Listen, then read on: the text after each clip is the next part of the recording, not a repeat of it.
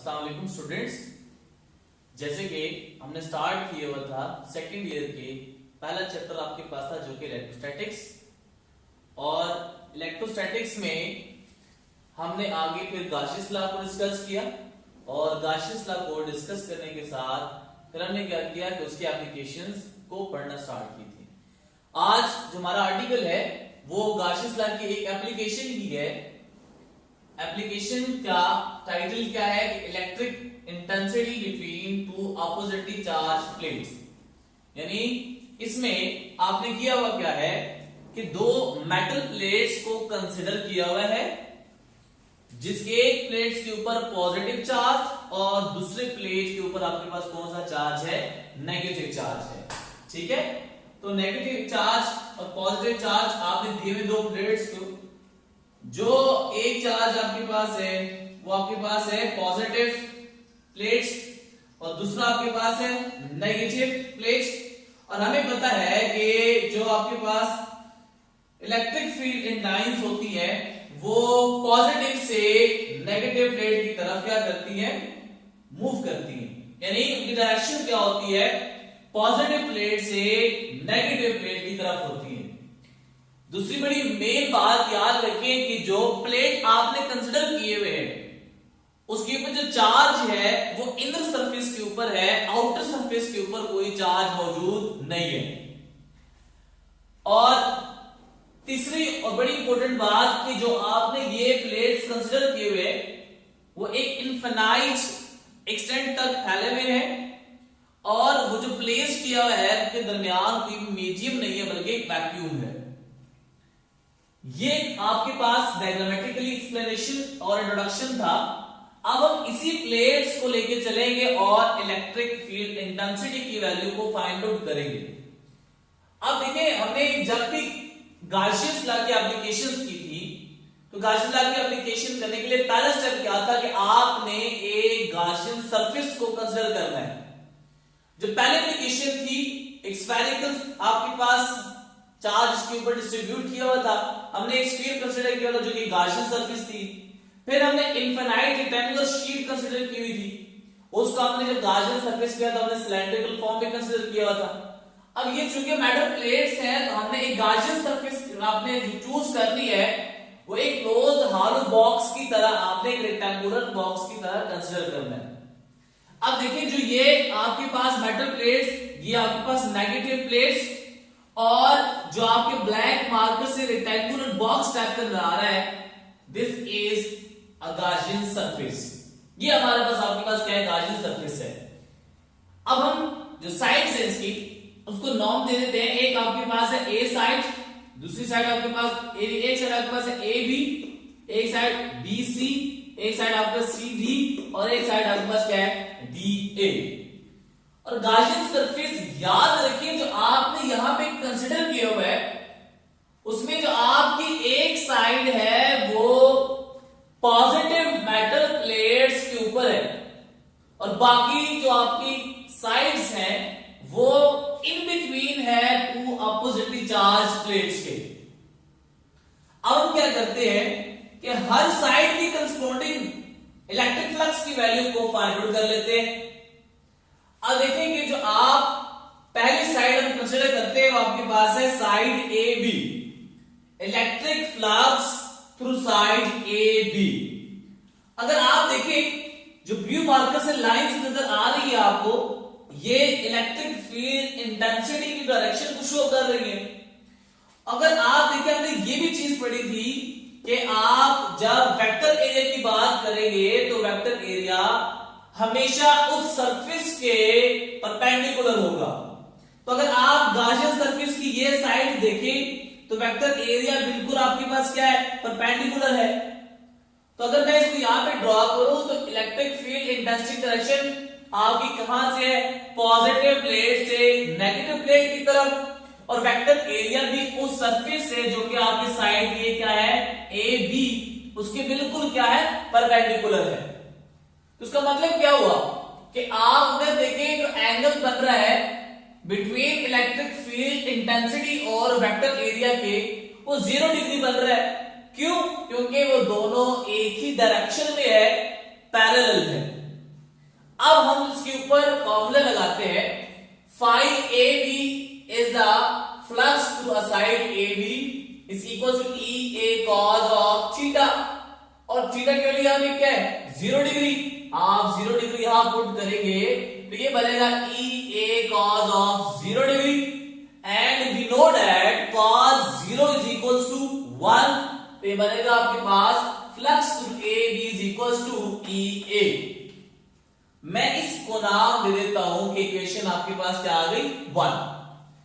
अब next side जो आपके पास है BC साइड्स और AB साइड्स, इन दोनों का फ्लक्स आपस में क्या होगा बराबर होगा, क्योंकि BC साइड और AB साइड्स अगर आप देखें तो दोनों ही आपस में बिल्कुल क्या पैरेलल है। अब देखिए पहले मैं कैलकुलेट करता हूं थ्रू BC साइड्स, यानी फ्लक्स थ्रू BC साइड्स, उसको मैंने नाम दिया है phi BC is equal to E A cos of theta. बात बड़ी नोट करने वाली है कि बेटा अगर आप देखें तो ये जो ब्लू लाइंस आपको शो करी है, पॉजिटिव प्लेट से नेगेटिव प्लेट की तरफ इलेक्ट्रिक फील्ड लाइंस है, और अगर आप ये साइड देखें तो ये जो साइड है इस साइड के बिल्कुल परपेंडिकुलर आपका क्या बन रहा है वेक्टर एरिया बन रहा है। तो अगर मैं इसको कुछ इस तरह ड्रॉ करूं तो इलेक्ट्रिक फील्ड इंटेंसिटी आपके पास इस डायरेक्शन में और वेक्टर एरिया आपका किधर है बिल्कुल इसके परपेंडिकुलर है, तो यहां पे 90 डिग्री का एंगल बन रहा है। अब आप थीटा की वैल्यू इसमें 90 डिग्री पुट करें तो ये बनेगा phi BC is equals to E A cos of 90 degree, and we know that cos 90 degree is equals to 0। तो इंटायर वेक्टर के साथ मल्टीप्लाई के बाद आपका आंसर क्या आ जाएगा 0। अब इसको मैं नाम देता हूं कि इक्वेशन आपके पास क्या आ गई 2 आ गई। सिमिलरली जब आप इस AB साइड को देखेंगे तो इलेक्ट्रिक फील्ड लाइंस की डायरेक्शन किधर है इस डायरेक्शन में आ रही है, लेकिन वेक्टर एरिया इस साइड्स के बिल्कुल क्या होगा परपेंडिकुलर, जो कि इस डायरेक्शन में जा रहा है। तो अगर मैं ड्रॉ करूं तो ये साइड की डायरेक्शन आपके पास क्या है वेक्टर एरिया, और इस डायरेक्शन में आपके पास क्या बन रहा है इलेक्ट्रिक फील्ड इंटेंसिटी है। अब फिर यहां पे देखें तो इन दोनों के दरमियान जो एंगल बन रहा है वो कितना बन रहा है 90 डिग्री का। इस साइड के अक्रॉस जो आपका इलेक्ट्रिक फ्लक्स है वो है phi AD is equals to E A cos of theta. Theta की वैल्यू 90 डिग्री पुट करेगा इसमें तो ये बनेगा phi AD is equals to E A cos of 90 degree, और cos 90 डिग्री की वैल्यू क्या होती है 0। तो बेटा आपके पास इंटायर फैक्टर के साथ वो मल्टीप्लाई करने के बाद आपको फ्लक्स थ्रू AB साइड बनेगा 0। इसको मैं नाम देता हूं आपके पास क्या इक्वेशन 3 आ गई। अब जो लास्ट साइड बचती है वो आपके पास है CD साइड। अब हम फाइंड करते हैं कि फ्लक्स थ्रू साइड CD। अब देखिए बेटा इलेक्ट्रिक फील्ड लाइंस की डायरेक्शन ये बन रही है। अगर आप वेक्टर एरिया देखें तो वेक्टर एरिया की डायरेक्शन आपके पास अपवर्ड है। अब इलेक्ट्रिक फील्ड इंटेंसिटी डाउनवर्ड हो गई और आपका वेक्टर एरिया किधर है अपवर्ड है, दोनों की डायरेक्शन क्या है अपोजिट। एंगल कितना आ गया 180 डिग्री, तो मैंने ये लिखा हुआ है कि बेटा यहां पे एंगल आपके पास क्या है 180 डिग्री। दूसरी बड़ी मेन बात जो हमने स्टार्ट में की थी कि जो ये जो सीधी साइड है ये उस आपके पास प्लेट यानी इलेक्ट्रिक फील्ड इंटेंसिटी से बाहर है। तो अगर आप इसको सॉल्व करेंगे तो जब आप यहां पे थीटा की वैल्यू 180 डिग्री पुट करें तो ये बनेगा आपके पास के phi through CD line is equals to E A cos of 180 किसके बराबर होता है -1। लेकिन चूंकि वो इस मेटल से यानी आप देखिए कि इलेक्ट्रिक फील्ड से ही बाहर है तो वहां पे इलेक्ट्रिक फील्ड लाइंस पास ही नहीं करेंगे इस साइड से, तो आप ई की वैल्यू जब 0 पुट करेंगे इसमें तो क्या बनेगा flux to side CD is equal to 0, और उसको मैं नाम दे तो ये आपके पास क्या इक्वेशन 4। अब टोटल फ्लक्स जो आपने फाइंड करना है तो किसके बराबर होगा flux through side 1 plus flux through side 2 plus flux through side 3 या साइड 4, जो कि हमने यहां पे नाम दिए हुए किसका flux through side AB, flux through side BC flux through side CD and flux through side DA। और इक्वेशन 1, इक्वेशन 2, इक्वेशन 3 और इक्वेशन 4, इससे हम वैल्यूज यहां पे पुट करेंगे तो फ्लक्स टू साइड AB की वैल्यू आपके पास क्या है, EA, वो पुट कर दिया। फ्लक्स टू साइड BC की वैल्यू क्या है, 0, वो पुट कर दी। CD की वैल्यू क्या है, 0, आपके पास वो पुट कर दी। और DA की वैल्यू भी आपके पास क्या है, यहाँ पे 0। तो जब आपके पास लास्ट आंसर आएगा वो आएगा total flux will be is equals to EA। और ये मेरी मेन इक्वेशन आ गई, इसको मैंने आगे यूज करना है, इसको मैं नाम दे तो ये आपके पास क्या है, इक्वेशन A। अब देखिए, क्योंकि एप्लीकेशन है गाउस लॉ की, तो हम गाउस लॉ से भी हेल्प लेते हैं थोड़ी।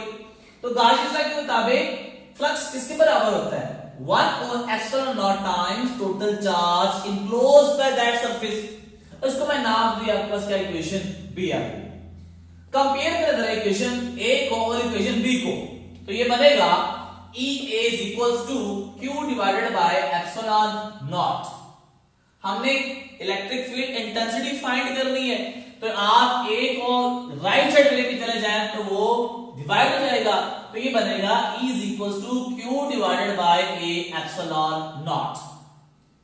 और अगर हम इस चार्ज को in the form of density लिखे तो उसका फॉर्मूला क्या होता है, आपके पास फॉर्मूला होता है sigma is equals to Q divided by A, यानी sigma that is charge density is equals to charge per unit area. अगर हम चार्ज की वैल्यू को कैलकुलेट करना चाहें तो ये बनेगा Q is equals to sigma A, और इस इक्वेशन में Q है, आप इसकी जगह ये सिग्मा A पुट करें तो ये बनेगा E is equals to sigma A divided by A epsilon naught। A nominator में भी है, डिनोमिनेटर में भी है, आपस में कैंसिल आउट हो जाएंगे, तो आपके पास बनेगा E is equals to sigma divided by A epsilon naught। ये जो आपने फॉर्मूला लिखा हुआ है, ये सिर्फ और सिर्फ आपको मैग्नीट्यूड देगा electric field intensity which is between two parallel oppositely charged plates। अगर हम वेक्टोरियल फॉर्म में देखें, वेक्टोरियल फॉर्म क्या बनेगी, E vector is equals to sigma divided by epsilon not into R unit vector. अब इस फॉर्मूले को देखें जरा, इससे हम क्या कंक्लूड कर सकते हैं, अगर आप R यूनिट वेक्टर को देखें तो ये भी क्या बताता है कि एक तो electric field intensity between two parallel plates is uniform, यानी दो मेटल प्लेट्स के दरमियान वो यूनिफॉर्म है, जो कि हमने स्टार्ट में बात की थी। अब जो दूसरी मेन बड़ी कंक्लूजन है वो आपके पास ये है कि अगर आप इस फॉर्मूला को देखें तो ये sigma divided by epsilon not, जबकि अगर आपने इससे पिछले को देखे जरा तो एक सिंगल प्लेट जब आपने कंसीडर की हुई थी तो उसके लिए आपके पास इलेक्ट्रिक फील्ड इंटेंसिटी की वैल्यू आ रही थी sigma divided bye 2 epsilon not R unit क्या।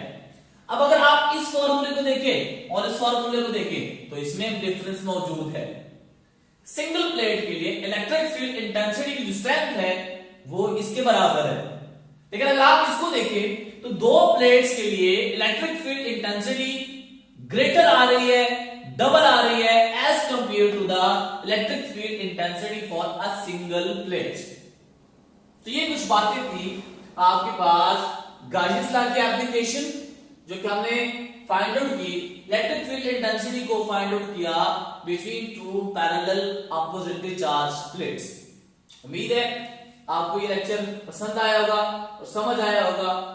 अगर कोई चीज समझ आए तो आप कमेंट में लिख सकते हैं और आप पूछ सकते हैं।